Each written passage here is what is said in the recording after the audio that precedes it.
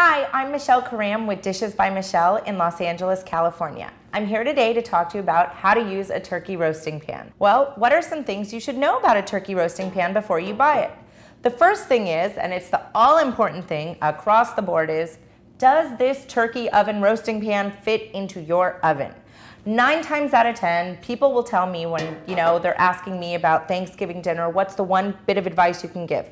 Please make sure it fits into your oven, because if it doesn't, you will go to put it in and you'll have a problem. So that's the first thing. Measure your oven, make sure that it fits. The second thing that you want to look for is the height on your roasting pan.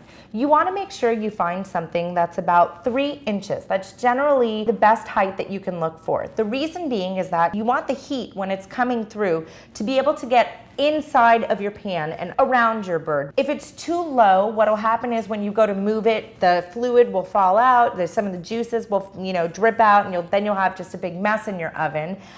If it's too high, the heat won't circulate enough to make sure that your bird is well done enough. Another thing that you might want to look for is the type of metal you use when you're cooking with a pan. If you use an aluminum pan, it might not be able to withstand the heat when you want to get the gravy, to make your gravy, the bits that'll be stuck on the bottom. It won't be able to withstand that.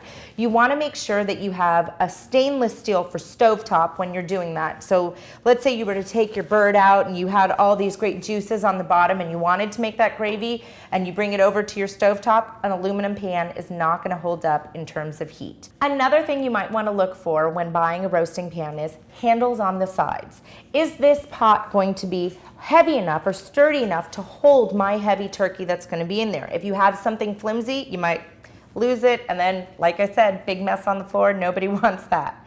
And lastly, when you're looking for a turkey roasting pan, you want to use an oval shape. The reason being is what shape is a turkey? A turkey is oval shaped. And when you put a turkey in there, it's homogeneous with the shape of the roasting pan that you're putting it in there with. It doesn't touch the sides, and it's along the same shape. If you use a square, if you use a rectangle, might be a little bit more complicated. So when you're using a roasting pan, look for that oval shape for your turkey. I'm Michelle Karam with Dishes by Michelle, and this was how to use a turkey oven roasting pan.